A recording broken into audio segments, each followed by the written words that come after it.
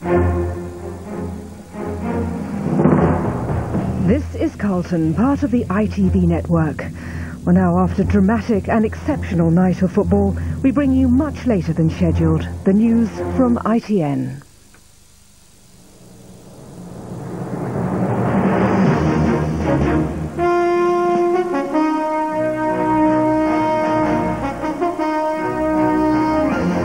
From ITN, News at 10 with Trevor McDonald. Batty's miss that means England are out of the World Cup. The sheer agony for the millions left watching at home. New tension in Iraq after British jets are targeted. Suspects attacked as they leave the Lawrence inquiry. And Venus, today's rising star at Wimbledon. Good evening. England are out of the World Cup. In an epic match in Saint-Étienne tonight, they lost to Argentina on penalties. It had been 2-2 at half-time, at the end of normal time, and at the end of extra time, although England were down to only 10 men for the last 75 minutes of the game. It was their biggest match for 8 years, a passionate end-to-end affair of fluctuating fortunes. The penalty shootout was the first of the competition, and it's England's David Batty who has to carry the burden of the decisive miss.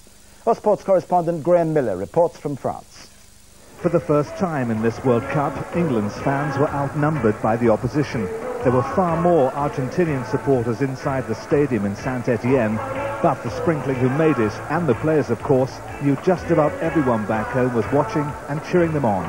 The teams emerged with England conscious of the challenge ahead, prepared for the toughest test in their professional careers. God Save the Queen was roundly whistled, but England were determined to make the national anthem sound as if it were being sung at Wembley on Cup final day.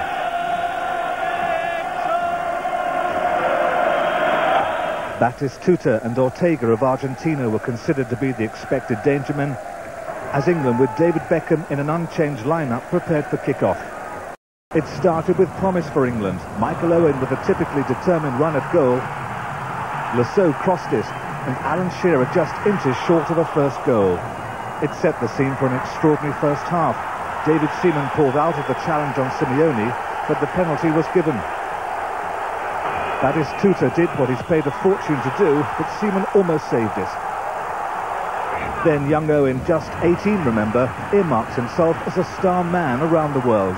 Argentina couldn't deal with his run, another penalty. Alan Shearer, probably the coolest man in the land. 1-1 from the captain of England. England stirred with passion and a sense of justice, then produced the goal of the World Cup so far. He started in the centre circle, and nobody could stop Michael Owen. What a finish. Argentina's watertight defence destroyed by the kid from Liverpool. Ronaldo eat your heart out, a goal to remember forever. It continued to take your breath away. Paul Scholes went close. Sol Campbell made the sort of challenge coaches die for. Then, just before the break, Zanetti turned in a free kick of exquisite quality. Credit where it's due. That was 2-2. The second half began with more drama. Beckham reacted to Simeone's harsh challenge. He kicked out, and he had to go.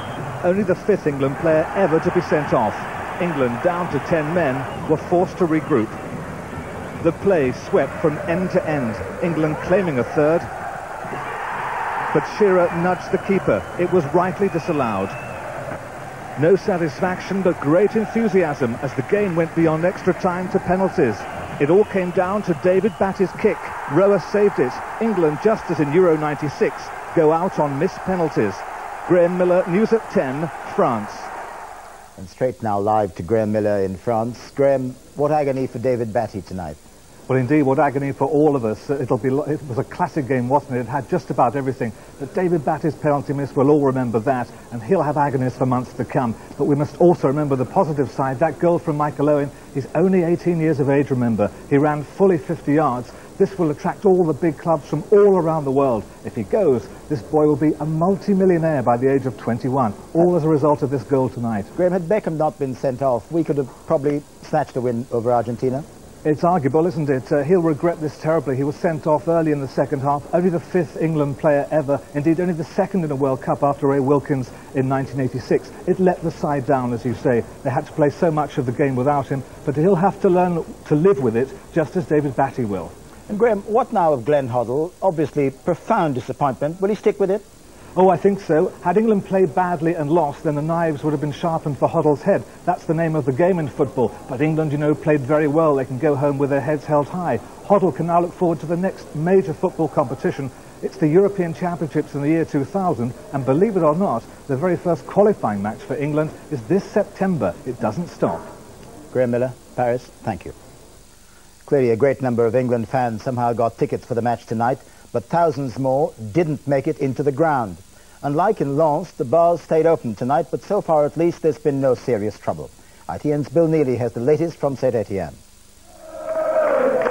They had no tickets in Saint-Étienne, but they had a television and high hopes until the 6th.